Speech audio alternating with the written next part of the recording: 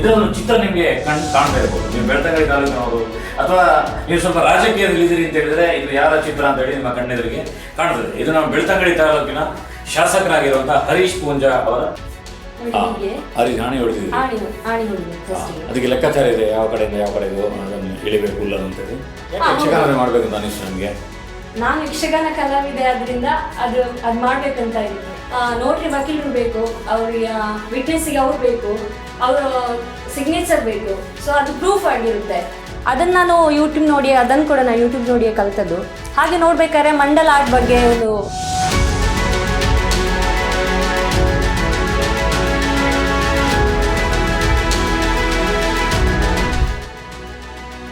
Voice of ಭಾರತ್ನ ಎಲ್ಲ ವೀಕ್ಷಕರಿಗೂ ನಮಸ್ಕಾರ.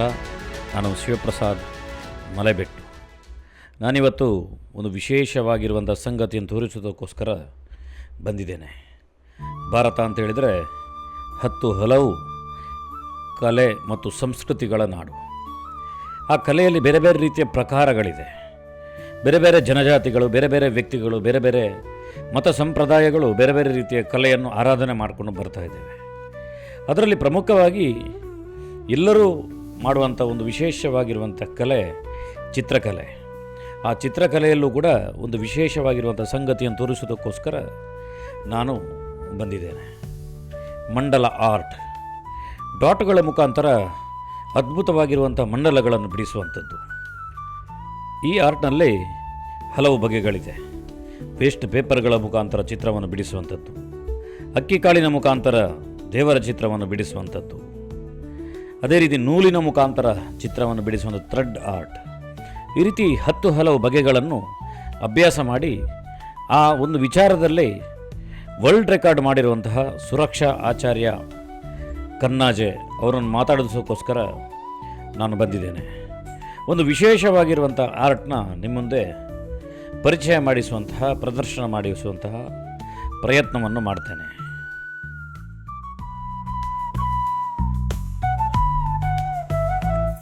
ಎಲ್ರಿಗೂ ನಮಸ್ಕಾರ. ನನ್ನ ಹೆಸರು ಸುರಕ್ಷಾ, ಬೆಳ್ತಂಗಡಿಯಿಂದ. ನಾನು ಡಿಗ್ರಿ ಮಾಡಿದ್ದು S D M degree college ಉಜಿರೆಯಲ್ಲಿ BCom ಕಲ್ತಿರೋದು ನಾನು. ಆರ್ಟ್ ಬಗ್ಗೆ ನನಗೆ ಇಂಟ್ರೆಸ್ಟ್ ಬಂದಿದ್ದು ಲಾಕ್ಡೌನಲ್ಲಿ ನಾನು ಆರ್ಟ್ ಮಾಡಲಿಕ್ಕೆ ಶುರು ಮಾಡಿದ್ದು. ಮುಂಚೆಯಿಂದ ನಾನು ಸಣ್ಣದ್ರಲ್ಲಿರ್ಬೇಕಾದ್ರೆ ಆರ್ಟ್ ಮಾಡ್ತಿದ್ದೆ, ಬಟ್ ಅದು ಅಲ್ಲಿಗೆ ನಿಂತೋಯ್ತು. ಲಾಕ್ಡೌನಿಂದ ನಾನು ಮತ್ತೆ ಆರ್ಟ್ ಮಾಡಲಿಕ್ಕೆ ಶುರು ಮಾಡಿದ್ದು. ಅಲ್ಲಿಂದ ನನಗೆ ಇಂಟ್ರೆಸ್ಟ್ ಬೆಳೀತು ಆರ್ಟ್ ಮೇಲೆ. ಆರ್ಟ್ಗಳಲ್ಲಿ ತುಂಬ ಬಗೆಯ ಆರ್ಟ್ಗಳಿದೆ. ನಾನು ಮುಂಚೆ ಇದು ಕ್ರಾಫ್ಟ್, ಸಣ್ಣ ಸಣ್ಣ ಕ್ರಾಫ್ಟ್ಗಳನ್ನೆಲ್ಲ ಮಾಡ್ತಿದ್ದೆ. ಅದನ್ನು ನಾನು ಯೂಟ್ಯೂಬ್ ನೋಡಿ, ಅದನ್ನು ಕೂಡ ನಾನು ಯೂಟ್ಯೂಬ್ ನೋಡಿಯೇ ಕಲಿತದ್ದು. ಹಾಗೆ ನೋಡ್ಬೇಕಾದ್ರೆ ಮಂಡಲ ಆರ್ಟ್ ಬಗ್ಗೆ ಒಂದು ವಿಡಿಯೋ ಬಂತು. ಅದನ್ನು ನೋಡಿ ನನಗೂ ಯಾಕೆ ಟ್ರೈ ಮಾಡಬಾರ್ದು ಅಂತ ಅನಿಸ್ತು. ಅದಾದಮೇಲೆ ಅಮೆಝಾನಿಂದ ಅದಕ್ಕೆ ಟೂಲ್ಸ್ ಎಲ್ಲ ತರಿಸಿ ಆಮೇಲೆ ನಾನು ಲಾಕ್ಡೌನಲ್ಲಿ ಅದನ್ನು ಸ್ಟಾರ್ಟ್ ಮಾಡಿದೆ. ಸುರಕ್ಷಾ ಅವರೇ, ಈ ರೀತಿ ಆರ್ಟ್ಗಳಲ್ಲಿ ವರ್ಲ್ಡ್ ರೆಕಾರ್ಡ್ ಮಾಡೋದು ಅಂದರೆ ಸಾಮಾನ್ಯ ಸಂಗತಿ ಅಲ್ಲ. ಎಷ್ಟು ಸಣ್ಣ ಹಳ್ಳಿಯಿಂದ ಅಲ್ಲಿಗೆ ಹೋಗಿ ವರ್ಲ್ಡ್ ರೆಕಾರ್ಡ್ ಅನ್ನು ಮಾಡಿದ್ದೀರಾ. ಅದರ ಪ್ರೊಸೀಜರ್ ಹೇಗೆ ನಡೀತು? ಅದಕ್ಕೆ ಆಯ್ಕೆ ಪ್ರಕ್ರಿಯೆಗಳೆಲ್ಲ ಹೇಗೆ ನಡೀತವೆ? ನಾವು ಇದು ಆರ್ಟ್ ಅಂದರೆ ಇಂಡಿಯಾ ಬುಕ್ ಆಫ್ ರೆಕಾರ್ಡ್ ನಾನು ಗೂಗಲ್ ಸರ್ಚ್ ಮಾಡಬೇಕಾದ್ರೆ ಸ್ಮಾಲೆಸ್ಟ್ ಯಾರು ಮಾಡಿರಲಿಲ್ಲ. ಇದು ಡಾಟ್ ಮಂಡಲ ಆರ್ಟಲ್ಲಿ ಬಿಗ್ಗೆಸ್ಟ್ ಮಾಡಿದ್ರು. ಅದಕ್ಕೋಸ್ಕರ ನಾವು ಸ್ಮಾಲೆಸ್ಟಲ್ಲಿ ಟ್ರೈ ಮಾಡುವಂತ ಸ್ಮಾಲೆಸ್ಟಲ್ಲಿ ಟ್ರೈ ಮಾಡಿದ್ದು. ಇದನ್ನು ಹೇಗೆ ಅಪ್ಲೈ ಮಾಡೋದು ಅಂತ ಹೇಳಿದ್ರೆ, ಇದಕ್ಕೆ ಅದರದೇ ಆದ ವೆಬ್ಸೈಟ್ ಇದೆ.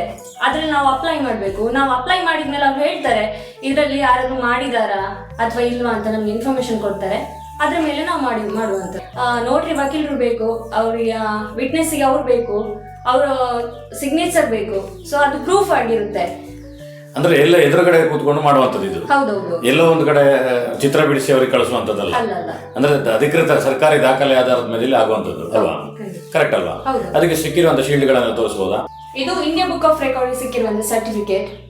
4 ಸೆಂಟಿಮೀಟರ್ ಡಯಾಮೀಟರ್ ಇರುವ ಒಂದು ವುಡನ್ ಪೀಸ್ ಅಲ್ಲಿ ಮಾಡಿರುವಂತದ್ದು. ಇದು ವರ್ಲ್ಡ್ ರೆಕಾರ್ಡ್ ಆಫ್ ಇಂಡಿಯಾದ ಮೊಮೆಂಟ್. ಈ ಸರ್ಟಿಫಿಕೇಟ್ಗಳನ್ನೆಲ್ಲ ನಿಮಗೆ ಅವರೇ ತಂದು ಕೊಡ್ತಾರೆ ಅಥವಾ ಆನ್ಲೈನ್ ಅಲ್ಲಿ ಕಳಿಸೋದಾ? ಆನ್ಲೈನ್ ಅಲ್ಲಿ ನಮ್ಮ ಅಡ್ರೆಸ್ಗೆ ಬರುತ್ತೆ ಎಲ್ಲ ಕಳಿಸೋದು. ಅದು ಕೊರೋನಾದ ಕಾರಣಕ್ಕೋಸ್ಕರ ಯಾವಾಗಲೂ ಅದೇ ರೀತಿ ಪ್ರೊಸೀಜರ್? ಅದೇ ಪ್ರೊಸೀಜರ್ ನಡೆಯುವಂಥದ್ದು. ಯಾವುದೇ ವರ್ಲ್ಡ್ ರೆಕಾರ್ಡ್ ಮಾಡೋನಿಗೆ ಇದೇ ರೀತಿ ಪ್ರೊಸೀಜರ್. ಇದು 2 ಮೆಡಲ್ಗಳು, ಇಂಡಿಯಾ ಬುಕ್ ಆಫ್ ರೆಕಾರ್ಡ್ ಮತ್ತೆ ವರ್ಲ್ಡ್ ರೆಕಾರ್ಡ್. ಈ ರೀತಿ ಬೇರೆ ಬೇರೆ ರೀತಿಯ ಮಂಡಲ ಆರ್ಟ್ಗಳನ್ನು ನೀವು ಮಾಡಿದ್ದೀರಿ. ಈಗ ನಮ್ಮ ವೀಕ್ಷಕರಿಗೆ ಅದನ್ನು ಎಕ್ಸ್ಪ್ಲೇನ್ ಮಾಡ್ಬೋದು, ಯಾವ ರೀತಿಯ ವೆರೈಟಿಗಳ ಮಂಡಲ ಆರ್ಟ್ಗಳಿದೆ ಅನ್ನೋಂಥದ್ದು. ಇದು ಡಾಟ್ ಮಂಡಲ ಆರ್ಟ್. ಡಾಟ್ ಮಂಡಲ ಆರ್ಟ್ ಅಲ್ಲಿ ನಮಗೆ ಬರೀ ಡಾಟ್ಸ್ ಅಲ್ಲೇ ಮಾಡಬಹುದು, ಅಥವಾ ಈ ತರ ಡಿಸೈನ್ಸ್ ಅಲ್ಲೂ ಮಾಡಬಹುದು, ಅಥವಾ ಮಿರರ್ಸ್ ಇಟ್ಟು ಮಾಡಬಹುದು.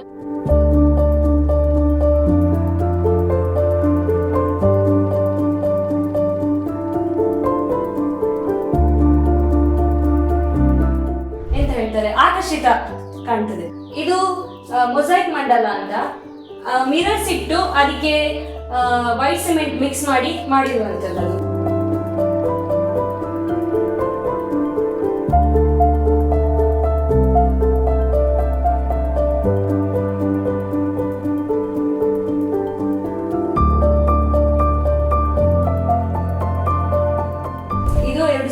ಅಂದ್ರೆ ಪೂರ್ತಿ ಗ್ಲಾಸ್ ಅಲ್ಲಿ ಮಾಡಿರುವಂತದ್ದು ಅದು?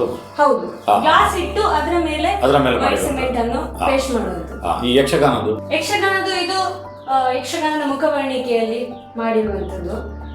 ಇದು ಡಾಟ್ ಮಂಡಲ ಆರ್ಟ್ ಅಲ್ಲಿ. ಯಾಕೆ ಯಕ್ಷಗಾನದ ಮಾಡ್ಬೇಕು ಅಂತ ಅನಿಸ್ತು ನಮಗೆ? ನಾನು ಯಕ್ಷಗಾನ ಕಲಾವಿದೆ ಆದ್ರಿಂದ ಅದು ಮಾಡ್ಬೇಕಂತ ಇತ್ತು. ಇದು ಲಿಪ್ಪನ್ ಆರ್ಟ್ ಅಂತ ಹೇಳ್ತಾರೆ. ಅದು ಕ್ಲೇ ಬರ್ತದೆ, ಅಂದ್ರೆ ಮೋಲ್ಡ್ ಇಟ್ ಅಂತ ಕ್ಲೇ ಅಲ್ಲಿ ಮಾಡಿರುವಂತದ್ದು. ಇದು ನ್ಯೂಸ್ ಪೇಪರ್ ಇಲ್ಲ ಅಂದ್ರೆ ಟಿಶ್ಯೂ ಕೂಡ ಯೂಸ್ ಮಾಡಬಹುದು. ಅಂದ್ರೆ ನ್ಯೂಸ್ ಪೇಪರ್ ಅಂಟಿಸಿ ಮಾಡೋದಾ ಹೇಗೆ? ಇಲ್ಲ, ನ್ಯೂಸ್ ಪೇಪರ್ ಅನ್ನು ಮಿಕ್ಸ್ ಮಾಡಿ ಅದನ್ನ ಮಿಕ್ಸಿಯಲ್ಲಿ ಗ್ರೈಂಡ್ ಮಾಡಿ ಪೇಸ್ಟ್ ಮಾಡಿ ಮತ್ತೆ ಮಾಡಿರುವಂತದ್ದು. ಅಂದ್ರೆ ಚಂಡಿ ಮಾಡಿ ಒದ್ದೆ ಮಾಡಿ ಅದರಲ್ಲಿ ಮಾಡುವಂತದ್ದು. ಇದು ಆಣಿ ಹೊಡೆದು ಉಲ್ಲನಲ್ಲಿ ಮಾಡಿರುವಂತದ್ದು. ಉಲ್ಲನ್ ಅಂದ್ರೆ ಉಲ್ಲನ್ ಥ್ರೆಡ್ ಬರ್ತದಲ್ಲ, ಅದರಲ್ಲಿ ಮಾಡುವಂತದ್ದು. ತೋರಿಸಬಹುದು ಒಂದ್ಸಲ ಅದನ್ನು?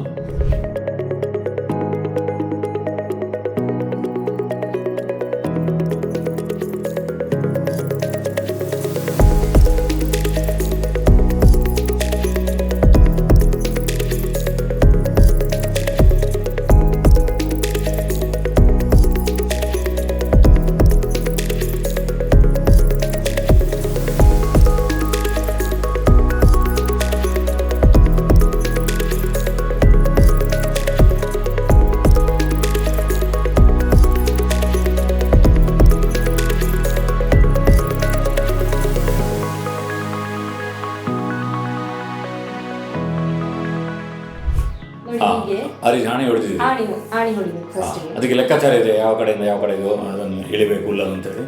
ಹೌದೌದು. ಇವತ್ತು ಶಿಕ್ಷಣ ಅಂತ ಹೇಳಿದ್ರೆ ಕಾಲೇಜು ಮುಗಿದಿದ್ದಕ್ಕೆ ಸಂಪಾದನೆಗೆ ಹೋಗುದು ಅನ್ನುವಂಥದ್ದು ಆಗಿದೆ. ಅಂಥದ್ರಲ್ಲಿ BCom ಮುಗಿಸಿ ಯಾವುದೇ ಉದ್ಯೋಗಕ್ಕೆ ಹೋಗದೆ ನೀವು ಈ ಮಂಡಲ್ ಆರ್ಟ್ ಅನ್ನು ಮಾಡ್ತಾ ಇದ್ದೀರಿ. ವಿಶಿಷ್ಟವಾಗಿ ಎಲ್ಲರಿಗೂ ಇದನ್ನು ತೋರಿಸ್ತಿದ್ದೀರಿ, ಕಲಿಸ್ತಿದ್ದೀರಿ. ಇದಕ್ಕೊಂದು ಸಂಪಾದನೆಗೆ ಒಂದು ದಾರಿ ಬೇಕಲ್ಲ? ಇದನ್ನು ಉದ್ಯಮವಾಗಿ, ಸಂಪಾದನೆ ದಾರಿಯಾಗಿ, ಉದ್ಯೋಗವಾಗಿ ಹೇಗೆ ತಗೊಳ್ಬಹುದು? ಖಂಡಿತ ತಗೊಳ್ಬಹುದು. ನಾನು ನೆಕ್ಸ್ಟ್ ಯಾರಾದ್ರೂ ಆರ್ಟಿಸ್ಟ್ಗಳಿದ್ರೆ ನೀವು ಆರ್ಟ್ ಫೀಲ್ಡ್ ಅನ್ನೇ ತಗೊಳ್ಳಿ ಅಂತ ನಾನು ಹೇಳಿಕ್ಕೆ ಇಷ್ಟಪಡ್ತೇನೆ. ಇದರಲ್ಲಿ ಸಂಪಾದನೆ ಮಾಡ್ಲಿಕ್ಕೆ ತುಂಬಾ ದಾರಿ ಉಂಟು. ಒಂದು ಹೇಳ್ಬೇಕಾದ್ರೆ ಇದು ಮಂಡಲ ಆರ್ಟ್ ಅಲ್ಲಿ ಮಾಡ್ಬೋದು. ಬರ್ಡೇ ಗಿಫ್ಟ್ ಆಗ್ಲಿ ಅಥವಾ ಮದ್ವೆಗೆ ಕಪಲ್ಸ್ಗಳ ಫೋಟೋ ಇಟ್ಟು ಇಲ್ಲಿ ಮಿಡಲ್ ಅಲ್ಲಿ ಇಟ್ಟು ಮಾಡ್ಬೋದು. ಇದು ನೋಡ್ಲಿಕ್ಕೆ ಕೂಡ ಚಂದ ಇರ್ತದೆ. ಇನ್ನೊಂದು ರೆಸಿನ್ ಆರ್ಟ್ ಅಂತ ಇದೆ. ರೆಸಿನ್ ಆರ್ಟ್ ಅಂದ್ರೆ ಇದು ಮದುಮಗಳ ಹಾರ ಇರ್ತದಲ್ಲ, ಅದು ಲೈಫ್ ಟೈಮ್ ಪ್ರಿಸರ್ವ್ ಮಾಡಬಹುದು ಇದರಲ್ಲಿ. ಅಂದ್ರೆ ಮದುವೆಗೆ ಹಾಕಿದಂತ ಹಾರ ಅದು ಯಾವಾಗಲೂ ನೆನಪಿರಬೇಕು ಅಂತ ಹೇಳಿ ಅದನ್ನು ಮಾಡುವಂತದ್ದು. ಹೌದು, ಸ್ವಲ್ಪ ಹತ್ರ ಇರ್ತಾನೆ ಅಂತದನ್ನು. ಅಂದ್ರೆ ನೋಡಿ ವೀಕ್ಷಕರೇ, ಇದದ್ದು ಗುಲಾಬಿ ಹಾರದ ಎಸಳುಗಳ ಮುಖಾಂತರ ಮಾಡಿರುವಂಥದ್ದು, ಅದನ್ನು ಪ್ರಿಸರ್ವ್ ಮಾಡಿರುವಂಥದ್ದು. ಅವರಿಬ್ಬರದ್ದು ಕಪಲ್ಸ್ ಇದರಲ್ಲಿ ಈ ಫೋಟೋ ಇದೆ, ತುಂಬಾ ಅದ್ಭುತವಾಗಿ ಮಾಡಿದ್ದಾರೆ.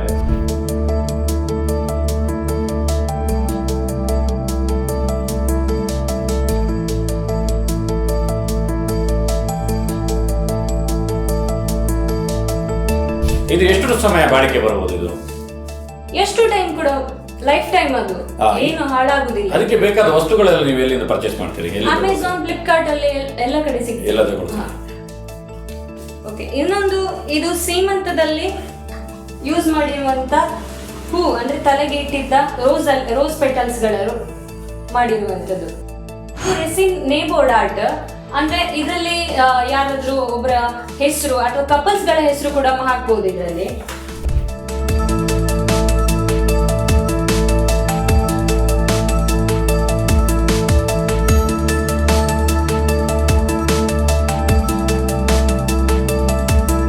ಇದು ಲೈಟ್ ಇದ್ರೆ ಉರಿತದೆ, ಲೈಟ್ ಇದೆ ಇದರಲ್ಲಿ, LED ಲೈಟ್. ಅದು ಉರಿದಾಗ ಇನ್ನೂ ಚೆನ್ನಾಗಿ ಕಾಣ್ತದೆ. ಅಂದ್ರೆ ಆ ರೀತಿ ಅಕ್ಷರಗಳನ್ನ ಹೇಗೆ ನೀವು ಮಾಡುವಂತದ್ದು? ಅಚ್ಚಿದೆ ಇದಕ್ಕೆಲ್ಲ? ಇದಕ್ಕೆ ಒಂದು ಅಚ್ಚಿದೆ, ಇದಕ್ಕೆ ಅಂತಾನೆ ಸ್ಪೆಲ್ಲಿಂಗ್ಸ್ ಇದು. ಇದಕ್ಕೆ ನಾವು ಯಾವ ಕಲರ್ ಬೇಕೋ ಅದನ್ನ ಆ ಕಲರ್. ಅದು ಆನ್ಲೈನ್ ಅಲ್ಲಿ ತರಿಸ್ತೀರಿ? ಹೌದು. ಈ ಕೆಲಸಗಳನ್ನೆಲ್ಲ ಪಾರ್ಟ್ ಟೈಮ್ ಮಾಡ್ತಾ ನೀವು ಒಂದು ತಿಂಗಳಿಗೆ ಎಷ್ಟು ಸಂಪಾದನೆ ಮಾಡ್ತೀರಿ? ತಿಂಗಳಿಗೆ ಅಂದ್ರೆ ಸೀಸನ್ ಎಲ್ಲ ಬಂದ್ರೆ, ಈ ಮದುವೆ ಸೀಸನ್ ಎಲ್ಲ ಬಂದ್ರೆ ಒಂದು 10 ಸಾವಿರ ತನಕ, 15 ಸಾವಿರ ಮನೆಯಲ್ಲೇ ಕೂತ್ಕೊಂಡು ಸಂಪಾದನೆ ಮಾಡ್ಬೋದು. ಮಂಡಲ ಆರ್ಟ್ ನೀವೆಲ್ಲರೂ ಕೂಡ ನೋಡಿದ್ರಿ. ಅದೇ ರೀತಿ ಹಾರದಿಂದ ಮಾಡುವಂಥ ಆರ್ಟ್ಗಳನ್ನು ನೋಡಿದ್ರಿ, ಮತ್ತು ಬರ್ತ್ಡೇಗಳಿಗೆ ಗಿಫ್ಟ್ ಕೊಡಲಿಕ್ಕೆ ಮಾಡುವಂಥ ಆರ್ಟ್ಗಳೆಲ್ಲ ಕೂಡ ನೋಡಿದ್ರಿ. ಅದರೊಟ್ಟಿಗೆ ಬೇರೆ ವಿಶೇಷವಾಗಿರುವಂಥದ್ದು 3 ಆರ್ಟನ್ನು ಇವರು ಮಾಡಿದ್ದಾರೆ. 3 ಆರ್ಟ್ನ ಬಗ್ಗೆ ಎಕ್ಸ್ಪ್ಲನೇಷನ್ ಕೊಡ್ತಾರೆ. ಇದು ಬೆಂಕಿ ಕಡ್ಡಿಯಲ್ಲಿ ಮಾಡಿರುವಂಥದ್ದು. ಬೆಂಕಿ ಕಡ್ಡಿಯ ಮದ್ದನ್ನು ಫಸ್ಟಿಗೆ ತೆಗೆದು ಅದನ್ನ 2 ಪೀಸ್ ಮಾಡಿ ನೆಕ್ಸ್ಟ್ ಅದನ್ನು ಅಂಟಿಸಿರುವಂಥದ್ದು.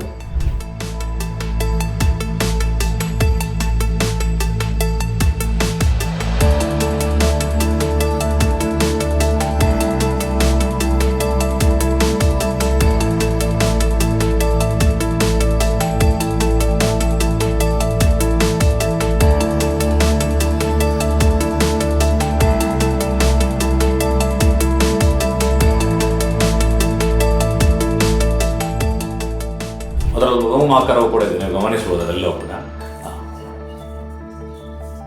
ಇದು ಅಕ್ಕಿ ಕಾಳಲ್ಲಿ ಮಾಡಿರುವಂತ ಆರ್ಟ್. ಅಕ್ಕಿ ಕಾಳಿಗೆ ಕಲರ್ ಮಿಕ್ಸ್ ಮಾಡಿ ಆಮೇಲೆ ಅಂಟಿಸಿರುವಂತದ್ದು. ಸ್ವಲ್ಪ ಮುಂದೆ ಕಿಡಿದಂಥದ್ದು ಅಕ್ಕಿ ಕಾಳಿಗೆ ಮಾಡಿರುವಂತ ಆಂಜನೇಯ. ಹೌದು.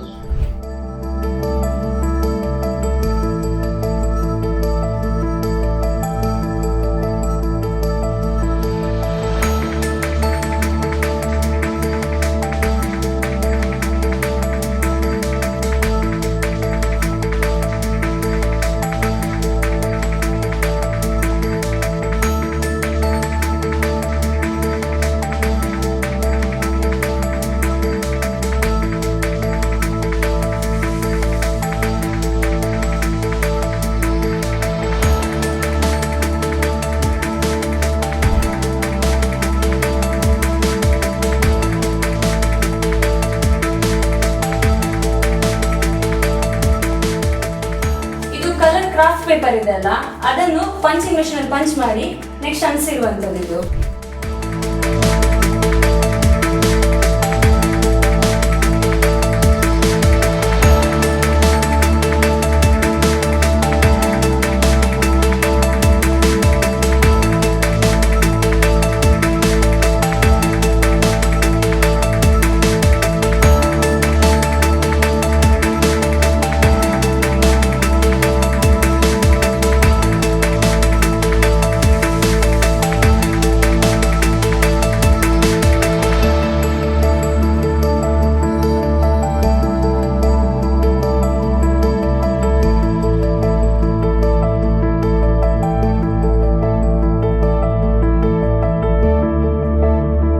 ಆತ್ಮೀಯ ವೀಕ್ಷಕರಿಗೆ, ಇಷ್ಟೊತ್ತವರೆಗೆ ಬಗೆ ಬಗೆಯ ಆಟಗಳನ್ನು ನೀವು ನೋಡಿದ್ರಿ. ಇದನ್ನು ಇಷ್ಟರವರೆಗೆ ನೀವು ನೋಡಿರ್ಲಿಕ್ಕಿಲ್ಲ. ಒಬ್ಬರೇ ವ್ಯಕ್ತಿ ಇಷ್ಟು ಆಟಗಳನ್ನು ಒಟ್ಟಿಗೆ ಮಾಡುವಂಥದ್ದು. ಆದ್ರೆ ಈಗ ಒಂದು ತೋರಿಸಿದೆ, ಒಂದು ಸ್ಪೆಷಲ್ ಆಗಿರುವಂತ ಥ್ರೆಡ್ ಆರ್ಟ್ ಅಂತ ಹೇಳಿ, ಒಂದು ಹಗ್ಗದ ಸಹಾಯದಿಂದ ಆಣಿಗಳ ಮುಖಾಂತರ ಮಾಡುವಂಥದ್ದು. ಇದೊಂದು ಚಿತ್ರ ನಿಮಗೆ ಕಾಣ್ತಾ ಇರ್ಬೋದು. ನೀವು ಬೆಳ್ತಂಗಡಿ ತಾಲೂಕಿನವರು ಅಥವಾ ನೀವು ಸ್ವಲ್ಪ ರಾಜಕೀಯದಲ್ಲಿ ಇದ್ದೀರಿ ಅಂತ ಹೇಳಿದ್ರೆ ಇದು ಯಾರ ಚಿತ್ರ ಅಂತ ಹೇಳಿ ನಿಮ್ಮ ಕಣ್ಣೆದುರಿಗೆ ಕಾಣ್ತದೆ. ಇದು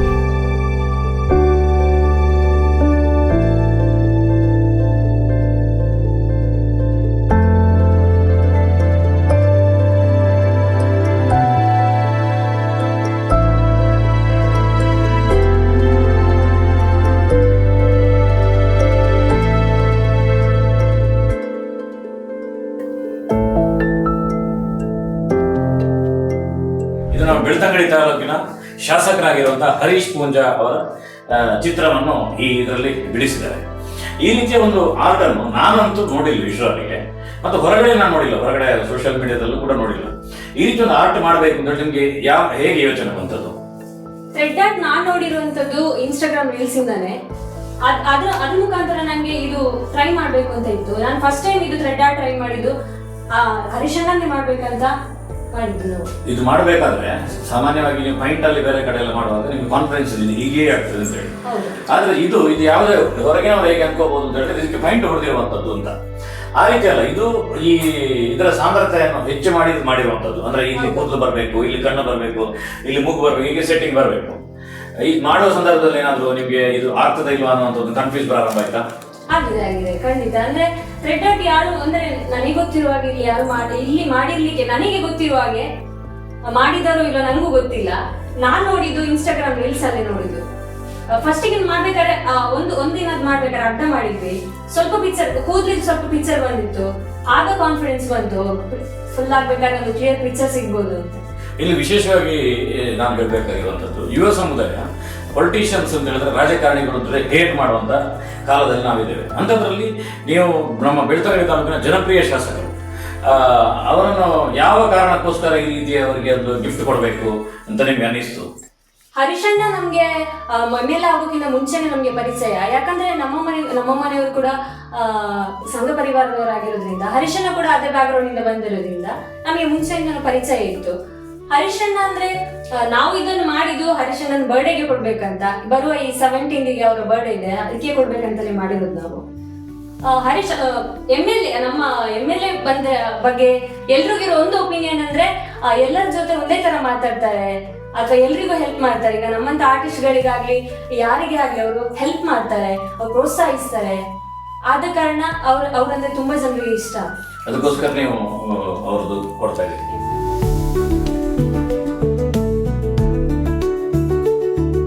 ನಮ್ಮ ಜೊತೆ ಸುರಕ್ಷಾ ಆಚಾರ್ಯ ಅವರ ತಂದೆ ಚಂದ್ರಶೇಖರ್ ಆಚಾರ್ಯ ಅವರು ಇದ್ದಾರೆ, ಬೆಳ್ತಂಗಡಿ.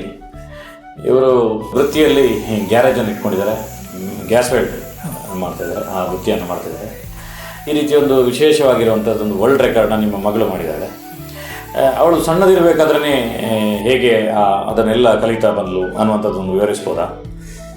ಸಣ್ಣದಿರುವಾಗ ಅವಳು ಶಾಲೆಗೆ ಹೋಗುವಾಗ ಅವಳು ಸ್ಪೋರ್ಟ್ಸ್ ಹೋಗ್ತಿದ್ಳು. Sports man. ಯಾವ ಸ್ಪೋರ್ಟ್ಸಲ್ಲಿ? ಥ್ರೋಬಾಲ್, ಕಬಡ್ಡಿ ಎಲ್ಲ ಆಡ್ತಿದ್ಲು. ಆ ನಂತರ ಮತ್ತೆ ಅದರಲ್ಲಿ ಡ್ಯಾನ್ಸ್ ಮಾಡ್ತಿದ್ಲು, ನಾಟಕ ಮಾಡ್ತಿದ್ಲು, ಡ್ಯಾನ್ಸ್ ಮಾಡ್ತಿದ್ಲು ಅವಾಗ ಶಾಲೆಯಲ್ಲಿ. ಆನಂತರ ಡಿಗ್ರಿ ಹೋದ ನಂತರ ಯಕ್ಷಗಾನದ್ದು ಅಲ್ಲಿ ಸೇರಿದ್ಲು. ಯಕ್ಷಗಾನದಲ್ಲಿ ಸಹ ಅವಳಿರುವ ಟೈಮಲ್ಲಿ ಅವರು ಮಂಗಳೂರಲ್ಲಿ ಸೆಕೆಂಡ್ ಪ್ರೈಸ್ ಹೊಡೆದಿದ್ದಾರೆ ಕಾಲೇಜಿಂದ. ಹೌದು, ಕಾಲೇಜಲ್ಲಿ. ಹಾಗೆ ಅದಾದ್ಮೇಲೆ ಈ ಆರ್ಟನ್ನು ಮಾಡಿದ್ದು ನೀವು ಕಲ್ತಿರುವಂತ. ಹೌದೌದು. ತುಂಬ ಖುಷಿ ಆಗತ್ತೆ ನಿಮಗೆ? ಖುಷಿ. ಹೌದು, ಪ್ರಯತ್ನ ಅಲ್ಲ ನಮ್ಮದೇನಲ್ಲ. ಆದರೂ ನಿಮ್ಮೊಂದು ಪ್ರೋತ್ಸಾಹ ಬೇಕಾಗ್ತದಲ್ಲ ಪ್ರಯತ್ನ ಮಾಡುವಾಗ ಅದಕ್ಕೆ ಸೇರಿಸುವಂಥದ್ದು. ಈಗ ಯಕ್ಷಗಾನ ಖುಷಿ ಅಂತ ಹೇಳಿದಾಗ ಯಕ್ಷಗಾನ ಕ್ಲಾಸಿಗೆ ಸೇರಿಸಬೇಕು, ಹೌದಲ್ವ? ಇದಕ್ಕೆಲ್ಲ ಸ್ವಲ್ಪ ಸಹಕಾರಗಳು ಬೇಕಾಗ್ತದೆ ನಿಮ್ಮದು. ಅದೆಲ್ಲ ಮಾಡಿದ್ದೀರಿ ಅಂತ ಅಂದ್ಕೊಂಡಿದ್ದೇನೆ. ಈ ರೀತಿ ಒಂದು ವಿಶೇಷವಾಗಿರುವಂಥ ಒಂದು ಕಲೆಯನ್ನು ಪರಿಚಯ ಮಾಡಿ ಕೊಟ್ಟಿದ್ದಾರೆ ಸುರಕ್ಷಾಚಾರ್ಯರು. ಅವರ ತಾಯಿ ಇದ್ದಾರೆ, ಅವರ ತಂದೆ ಇದ್ದಾರೆ. ನಾವು ಯಾವಾಗಲೂ ಕೂಡ ಈ ವಾಯ್ಸ್ ಆಫ್ ಭಾರತ್ನ ವಿಡಿಯೋಗಳಲ್ಲಿ ಕೊನೆಯದಾಗಿ ನಿಮಗೆ ಎಲ್ರಿಗೂ ಕೂಡ ಇಲ್ಲಿಗೆ ಬರಲಿಕ್ಕೆ ಆಗೋದಿಲ್ಲ, ನಿಮ್ಮ ಪರವಾಗಿ ಅವರನ್ನು ಗೌರವಿಸುವಂಥ ಕೆಲಸವನ್ನು ಯಾವಾಗಲೂ ಮಾಡ್ತೇವೆ. ನಾವು ಗೌರವಿಸಿದಾಗ ನಮ್ಮದೇನೋ ದೊಡ್ಡ ಸಾಧನೆ ಆಗಿದೆ ಅನ್ನುವಂಥದ್ದಲ್ಲ, ಅದರಿಂದಾಗಿ ಅವರಿಗೆ ಒಂದಷ್ಟು ಪ್ರೇರಣೆ ಸಿಕ್ಕಿ ಬೇರೆ ಬೇರೆ ರೀತಿಯ ಕಲೆಗಳನ್ನು ಜನರಿಗೆ ತಿಳಿಸುವಂಥ, ಹೊಸ ಜನರೇಷನ್ನ ಸೃಷ್ಟಿ ಮಾಡಿಸುವಂಥ, ಹೊಸ ಜನರೇಷನ್ಗೆ ಈ ರೀತಿಯ ಕಲೆಗಳನ್ನು ಕಲಿಸುವಂಥ ಕೆಲಸವನ್ನು ಅವರು ನಿರಂತರವಾಗಿ ಮಾಡ್ತಿದ್ದಾರೆ. ಅವರಿಗೆ ನಮ್ಮ ವಾಯ್ಸ್ ಆಫ್ ಭಾರತ್ನ ಪರವಾಗಿ ನಾವು ಅವ್ರನ್ನ ಅಭಿನಂದಿಸ್ತಾ ಇದ್ದೇವೆ.